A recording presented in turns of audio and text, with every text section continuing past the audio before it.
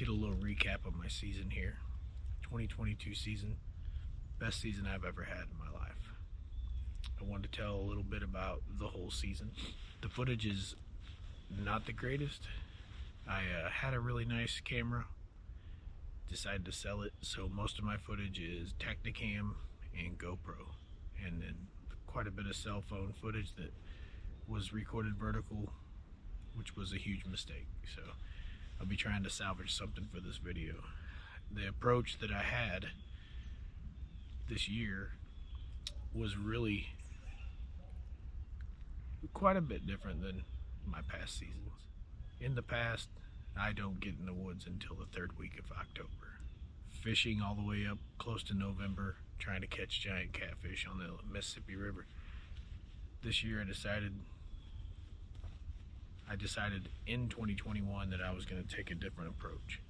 One of the things I decided not to do this year was put out any trail cameras, and I like observation sets, so that kind of set well with me to back off and hunt from a field edge and kind of see what's coming through and then start making some moves. So I did do that. Going into the season, I was on a mission to earn my hunting grounds. I'm gonna kill as many deer as I could kill that makes sense without wasting meat or anything like that, because believe me, I passed up a ton, and there will be some in the footage that not the greatest footage. Some of it's cell phone, so I did it vertically with the black bars like a amateur, but I'm gonna try to salvage as much as I can. So yes, I did pass lots of small bucks and lots of does. The reason I passed does is because I was killing approximately one a week at the beginning of season, and I really needed to just keep that under control, and it was helping my buck hunting by passing the does.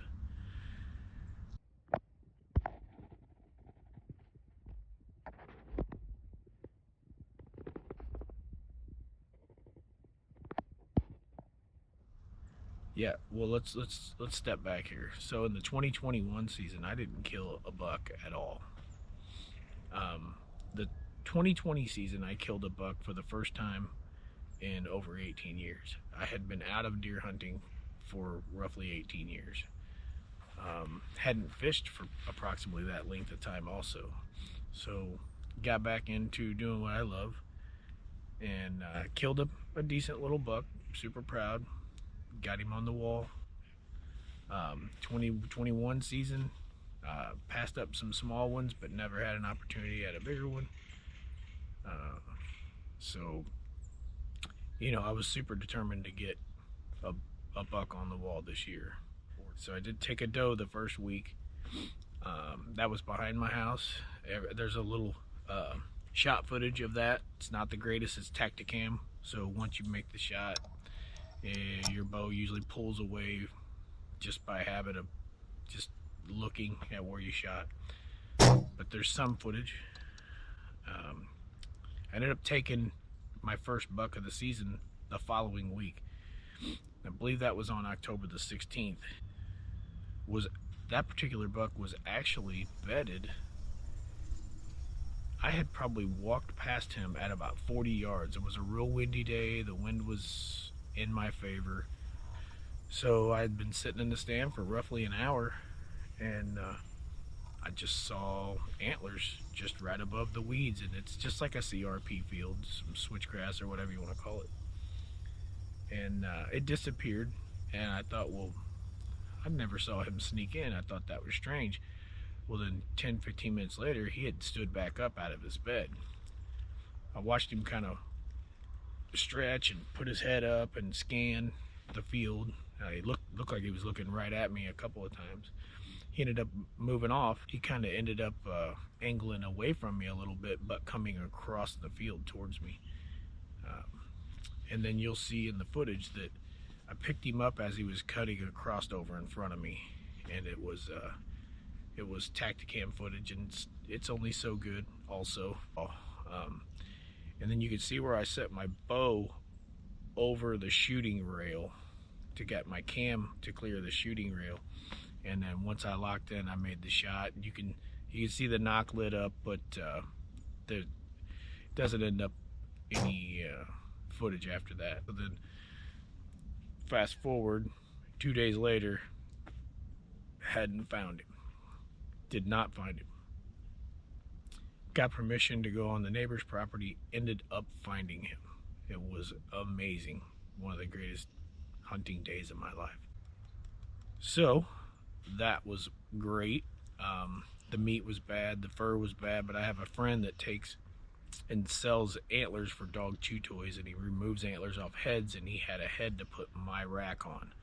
So I got really lucky, and I actually got it back within 2 weeks and half the money. So kind of went well in a sense. So a couple weeks later in October, on the 27th, I killed another doe. I have footage of her laying under the tree because I spine shot her. So that's October. I think that wrapped October up.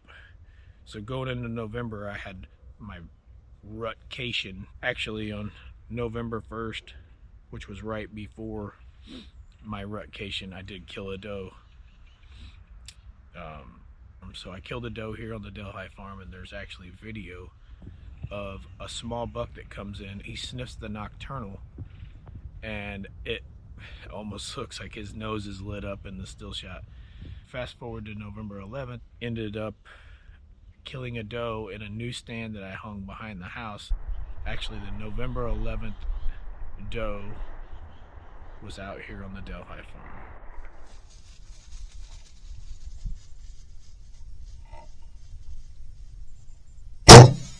The November 14th doe is the one behind the house in the newsstand. I had a buddy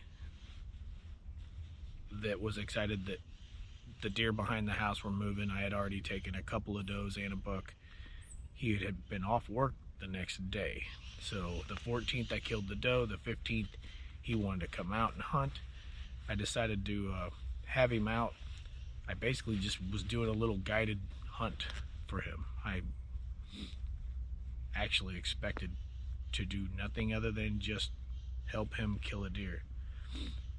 Long story short, he did not see any deer at all. We were only 70 yards apart.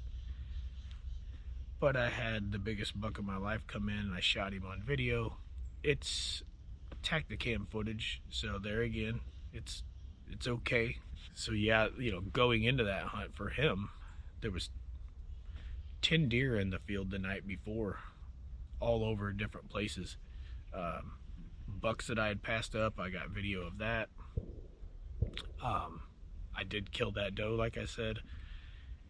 And so, in my opinion, putting him in the field, not the same stand because the wind was different, but just straight across from it, was that, in my opinion, was going to put him on deer. And then I went off into the corner and was in the edge of the woods.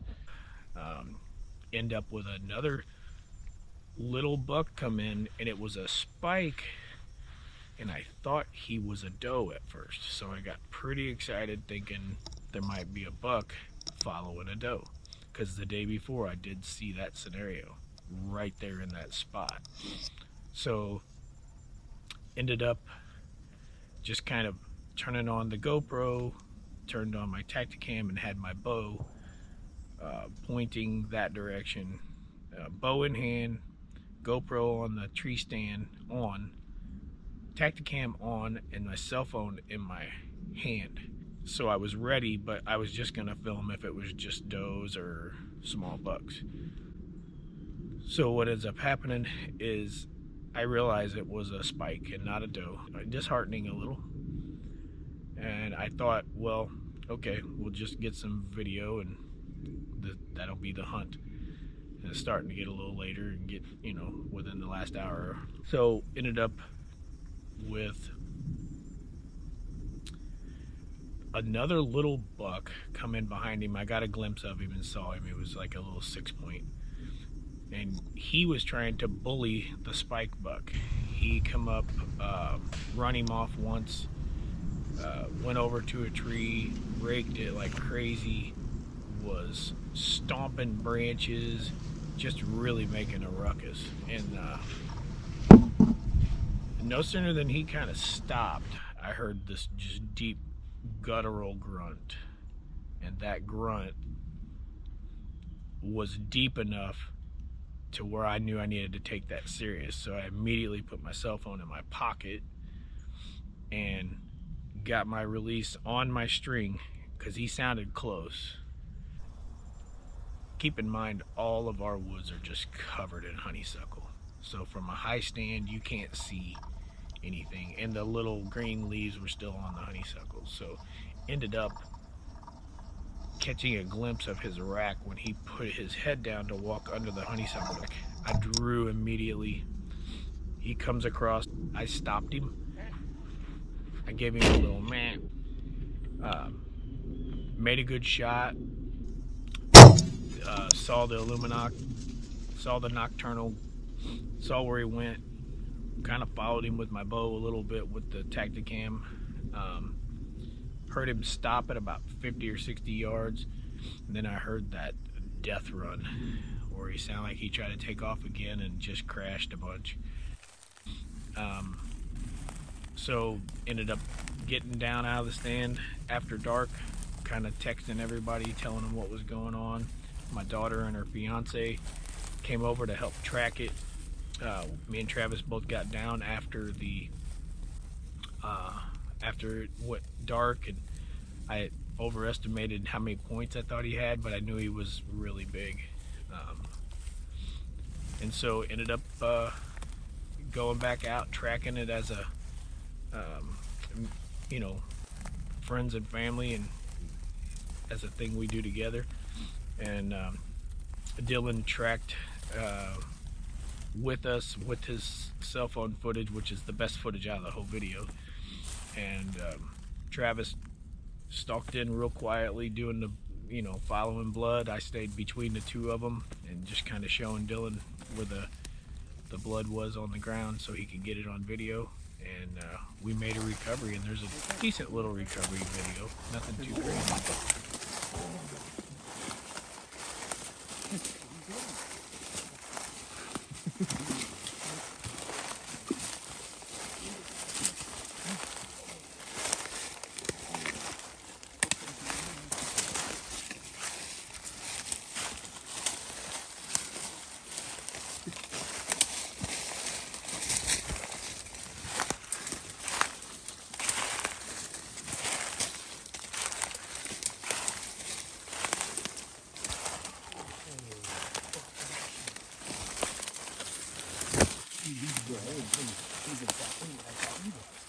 Look at that. Look at the size of it. Look how wide. He is about the same mass as mine. Did I exaggerate him way too much? Look at his body. Look how long and big he is. That's a big deer. It's okay. He's big. Oh yeah. Hey, you got your exit. Ooh. Oh, you got the arrow? Yeah. It was laying right back there. Dude, this is by far the widest deer. Golly. Look how wide that is.